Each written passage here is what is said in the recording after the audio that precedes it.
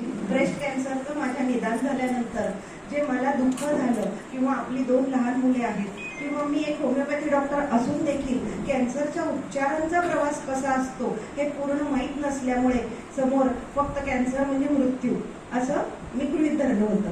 पण त्यावेळी ज्या ज्या नातेवाईकांनी, ज्या मित्रमैत्रिणींनी, ज्या डॉक्टरांनी माझं समुपदेशन केलं आणि मला यामधून जिद्दीने तोंड देऊन बाहेर काढण्यास मदत केली, उपचारांना, ट्रीटमेंटला साथ कशी द्यायची आणि सर्वात शेवटी एखादी गोष्ट आपण स्वीकारल्यावर आपल्याला ती कशी त्रासदायक होत नाही हे त्यांनी मला शिकवल्यानंतर ठरवलं की आपण जीवनामध्ये काउन्सिलर नक्की व्हायचं.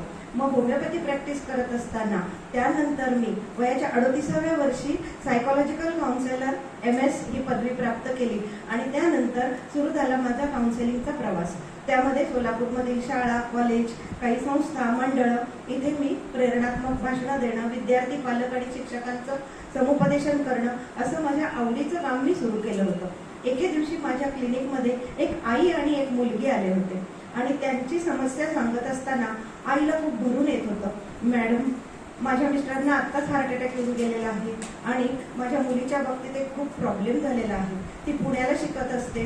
तिला एका मुलाने आत्महत्या करायची धमकी दिलेली आहे आणि तो मुलगा तिचं नाव चिठ्ठीत लिहून मरणार आहे असं तिने मला सांगितलंय. त्यामुळं आम्ही दोघी खूप घाबरलो आहोत. ना नवऱ्याची साथ घेऊ शकतोय, ना पोलिसांमध्ये जाऊ शकतोय. मॅडम, काय असेल ते निदान हिचं घाबरलेलं कोणतरी दूर करा, हिचं मनावरचं प्रेशर तरी थोडं तुम्ही दूर करा.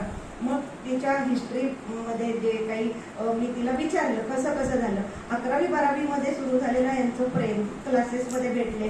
मग त्यानंतर मैत्री, प्रेम सगळं वाढत गेलं. पण 12वीच्या नंतर जेव्हा इंजिनिअरिंगच्या ऍडमिशन या ऑनलाईन असतात, तिथं ते दोघं एका कॉलेजमध्ये राहू शकले नाहीत. ती गेली पुण्याला आणि तो सोलापूरपाशी एका कॉलेजमध्ये इंजिनिअरिंग शिकत होता. तिथून सुरू झाला दोघांचा विरह.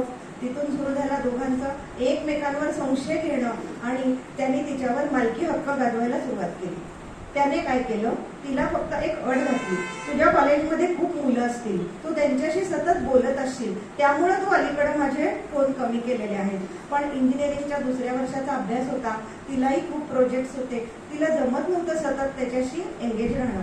मग त्यांनी तिला अट अशी घातली की दररोज संध्याकाळी हेडफोन घालायचे आणि माझ्याशी तू बोलत बसायचं. तुझ्या हॉस्टेलच्या टेरेसमध्ये जा, बाल्कनीत जा, पण तू कंटिन्युअस माझ्याशीच तू बोलत राहिली पाहिजेस.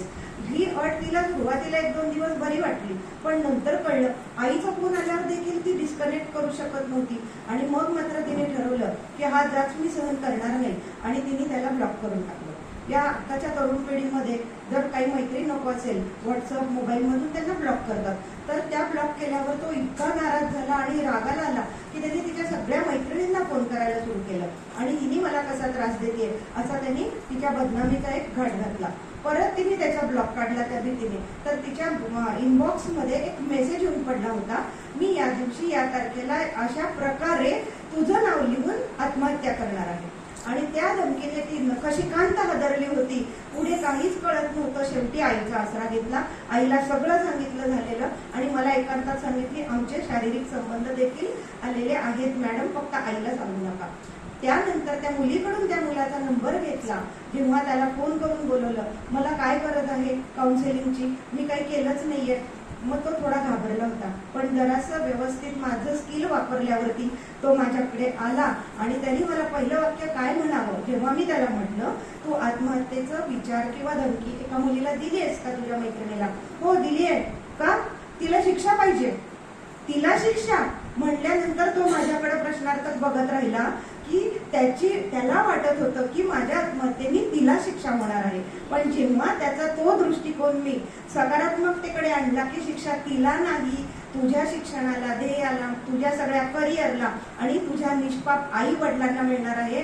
जेव्हा एखादी व्यक्ती आत्महत्या करून जाते तेव्हा ती व्यक्ती जाते, पण गेल्यानंतर मागे राहिलेल्यांना जो पोलीस चौकशीचा आणि समाजाचा ससेमिरा मागे लागतो ते तुझ्या आईवडिलांना लागेल आणि ते तुला चालेल का? तेव्हा कुठं तो भानावर आला आणि त्या मैत्रीच्या त्या एका रागाच्या त्या परिसीमेतून त्याला शेवटी आपल्या आईवडिलांकडे फोकस आणल्यानंतर तो म्हणाला, मॅडम यापुढे तुमच्याकडे येईन पण इंजिनियर झाल्यानंतर. आणि खरंच तो मुलगा सिव्हिल इंजिनियर झाल्यावर सोबत पेढे घेऊन आला आणि म्हणाला मी आता पुढे बिल्डर काम सुरू करणार आहे मॅडम. आणि ती मुलगी सुद्धा पुढे ती एमई झाली, ती तिच्या लाईफमध्ये सुखी आहे, तो त्याच्या लाईफमध्ये खुश आहे. फक्त एकच आहे की मैत्री ही फक्त एका मैत्रीपायी जीवन संपवण्यापेक्षा तू जग खूप मोठं आहे आणि तुला तुझ्या साजेशी एखादी मुलगी मिळू शकते. हा जेव्हा त्याला दृष्टिकोन मिळाला तो लाईफमध्ये पुढे गेला. असे अनेक तरुण आजकाल चुकीच्या मार्गाला लागतायत, पण मला यातून समाधान एकच मिळालं की आपण एक आत्महत्या रोखू शकलो आणि अशा नंतर अनेक केसेस मी चांगल्या यशस्वी हाताळू शकले. पण मला तुम्हालाही हे सांगायचंय, कितीही यश मिळू दे, पैसा मिळू दे, कीर्ती मिळू दे, सगळ्यांच्या बेरीज वजाबाकीतून शेवटी एकच हातचा शिल्लक राहतो, तो म्हणजे समाधानाचा. आपण जे काम करतोय त्यामध्ये जर आपल्याला समाधान मिळत असेल तर आपण अनुभव संपन्न होतो. धन्यवाद.